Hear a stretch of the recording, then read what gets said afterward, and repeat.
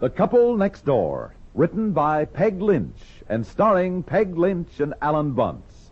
Brought to you in part today by Glamourine.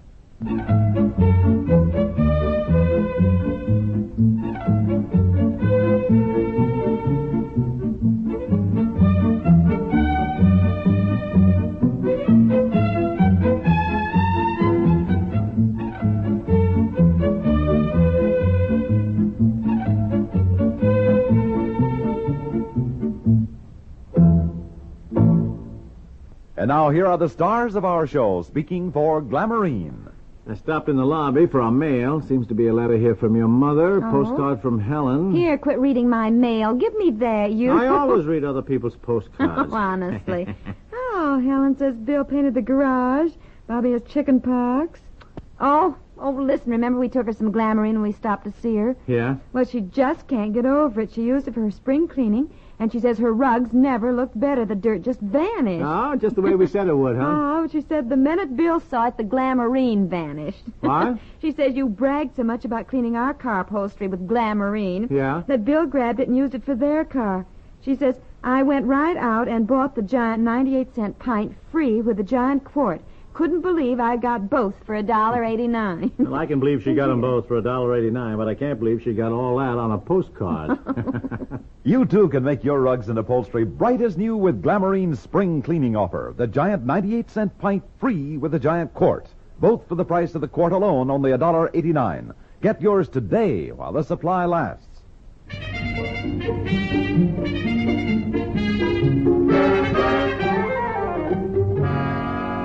Come on. Just a minute, I've got to find my hat. Darling, you don't need a hat. It's a beautiful day. I have to wear a hat. It doesn't seem right not to wear one.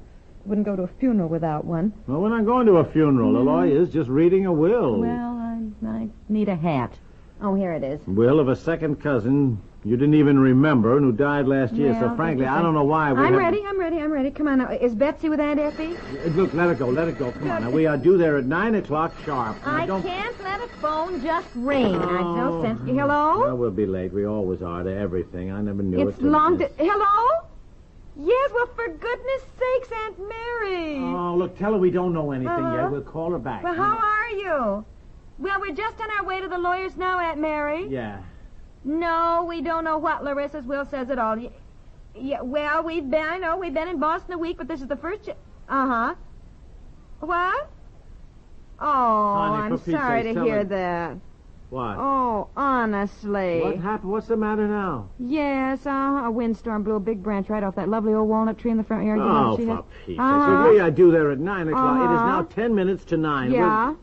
Mm-hmm. Tell her we'll call her back tonight when we know something. Oh, uh-huh, sure. Honey, what Yeah. is she going on Yes, about? the old china turkey platter that she claims Larissa made off with, 25 years What ago. is she Yes, on and- that again? Look, Uh-huh. tell her we haven't been to Larissa's house. We don't know And where the Mary- platter is. We'll let her know. We'll call you back tonight. We know more about everything. Yeah, goodbye. Yeah, I'll ask about the turkey platter. Yeah. Goodbye, Goodbye, Aunt Aunt Mary. Mary. Oh, dear. Oh, Now, boy. wait a minute. What are you doing now? This won't take me a second. Just a second. Just a What- second. What are you making the bed for?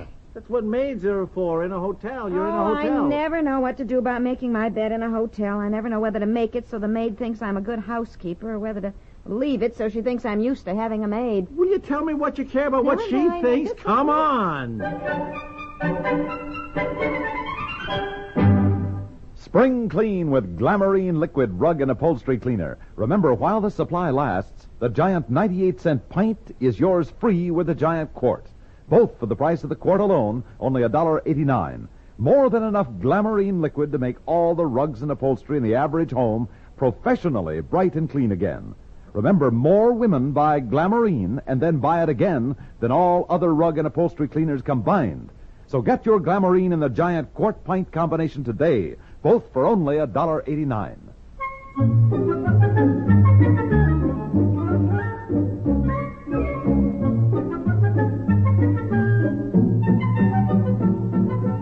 And this is Mr. Cyrus Sprague, who represents Chaucer College. Oh, how do you do?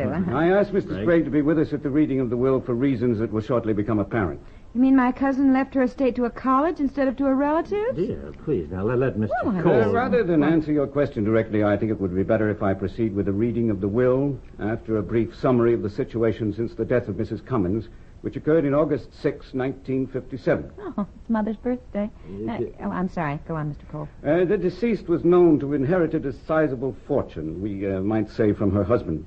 Yet after her death, no will was found. She was known to be quite a recluse, seldom venturing out of her house, which was subsequently discovered to be in a rather, shall I say, deplorable state. Well, I know you told us about the 14-player piano she'd collected and the newspapers and the rubbish all over the house, Mr. Cole, and I can't tell you how sorry I am. The family feels terrible about it. Because I can assure you everybody else in the family is an excellent housekeeper. If anything, we're all too fussy. Dear, I know Mr. that. Cole is simply stating the facts, I don't want him to think we're all terrible housekeepers in the family. Darling, he's not Every taking spring sides or criticizing. He's merely bringing us up to date. Yeah, I just Yes, don't... exactly. In the months that followed, the contents of the house were examined. Did they find a lovely old china turkey platter? That I mean, there's time enough. I think perhaps I'd better proceed directly with the reading of what has now been authenticated, the last will and testament of the deceased. I, Larissa May Cummins, being of sound and a disposing mind and memory, do hereby make, publish, and declare this as my last will and testament.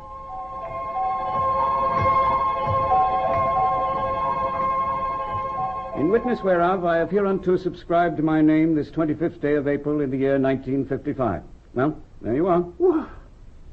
That is incredible. I don't think I even understood it, all that legal language. Well, now, wait a minute. What she did, now, correct me if I'm wrong, Mr. Cole. She left her house and 15 acres of land and 27 cats to her remaining relative or relatives who would live in this house and take care of the 27 cats. I thought Mr. Cole said she left $500,000. That is correct. Your husband omitted the money. Look, I wouldn't live anywhere and take care of 27 cats for $500 million. What's the matter with this woman? Well, now, wait a minute, dear. Do I understand correctly that if none of the relatives wish to do this, that everything goes to the college that Mr. Sprague here represents? That is correct, providing Chaucer College cares for the 27 cats lovingly and tenderly until their natural death. Well, it looks to me, Mr. Sprague, as though Chaucer College just got itself a hunk of property plus 27 cats.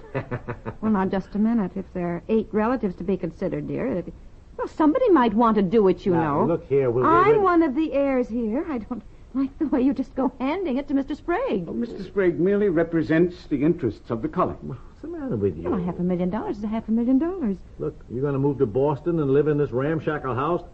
Take care of 27 cats? $500,000 is $500,000. May I say something? Yes, I wish you would, Mr. Sprague. You haven't said anything so far. I wish you'd say something to get my wife out of dreamland here. Mr. Cole did not mention that there was another will that was uncovered, dated previously to this one. In that, Mrs. Cummins left everything to Chaucer College, which we feel indicates her true wishes and desires. This later will was, perhaps we feel, prompted by some, let us say, human feeling for revenge. Or perhaps it merely represented a humorous side of her character. What do you mean, revenge? It means that Larissa was mad at the family anyhow. She's the one who stole the turkey platter when Grandfather died, and it should have been Aunt Mary's. And that's why nobody spoke to her for 25 years. She didn't speak to them either. Exactly. That's why I say... Just a minute, Mr. Sprague. Now, look, if I may interrupt. Mr. Sprague is trying to say that Larissa was just getting back at the family by dangling $500,000 at them. Same time they had to move here and take care of the cats together. I know what he was saying. I know what he is saying. His college wants to do us out of the estate. Well, now, I wouldn't put it that way. Well, what way would you put it, Mr. Sprague? Honey. Well, $500,000 is $500,000. Of course it is. Of course it is. But divided up among a group of people, it is not $500,000. However, let us look at it this way. With the additional 15 acres of the estate, which adjoins Chaucer College, we would be able to erect a fine new auditorium, subsidized by the bequest. Think of it, an auditorium, where the fine, eager, brilliant, grasping minds of our students, our American youth, will be able to hear the finest music, the great speakers of our day. We owe it to our young people to give them every possible advantage. We must all make sacrifices for the next generation, which will be governing our country. Now, let me put it this way. Take care of the young in your nest, and they'll come home to roost. Well, let me put it this way, Mr. Sprague. You are counting your chickens before they are hatched.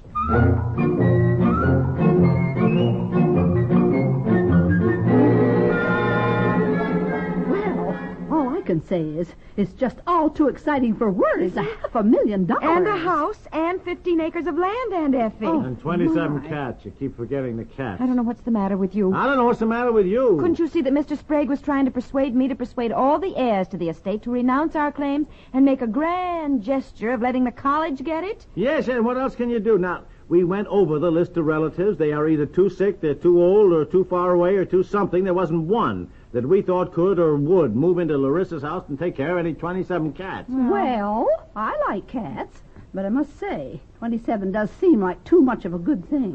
However, for $500,000, you could put up with an awful lot.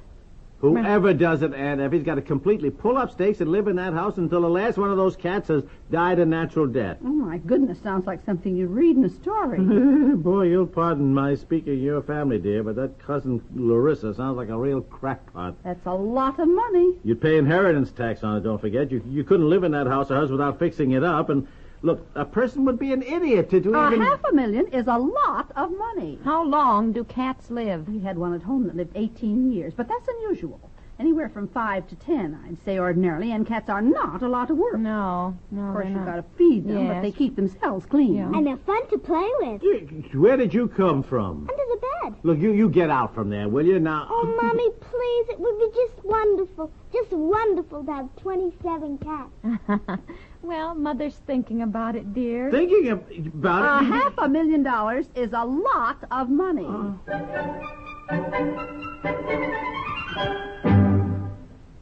We'll return to the couple next door in just a moment.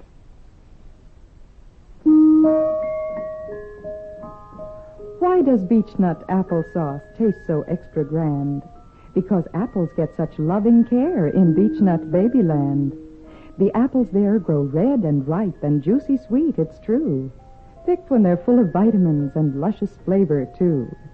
The apples then are washed and cooked and strained with so much haste that beechnut applesauce preserves a special sun-fresh taste. Yes, in Babyland, each wholesome food is deliciously top grade. It has to be the best when it's for Beechnut's carriage trade. That's right. Every food from Beechnut Babyland is extra special good, like beechnut applesauce, just brimming with good food nourishment and the sunny flavor babies love. Enjoy the special goodness of Babyland. Get Beechnut, the most babied foods in the world.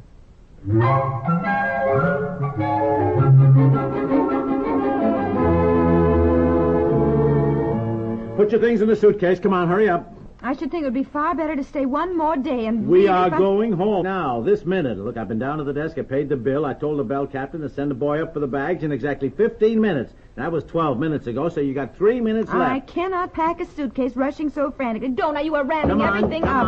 I'm just not going to get... Well, I'm all ready to leave. Goodness knows I just threw things in the suitcase. Why all this mad rush? We are going home. Now, Betsy, don't forget your doll, honey. I don't know why you should get so excited. I didn't even imply that we should pull up stakes and move here to Boston. All I said was we should at least give it some thought. I mean, it's... Look, I don't need to think twice about spending the best years of my life playing nursemaid to a bunch of mangy cats. And if you want to, you'd better get yourself another husband.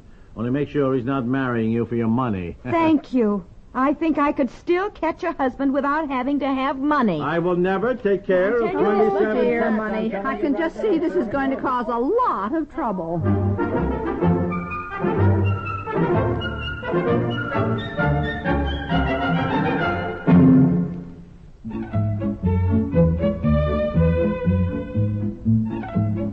The Couple Next Door is written by Peg Lynch and stars Peg Lynch and Alan Bunce, with Margaret Hamilton, Francie Myers, Raymond Bramley, and John Boroff, and is produced by Walter Hart.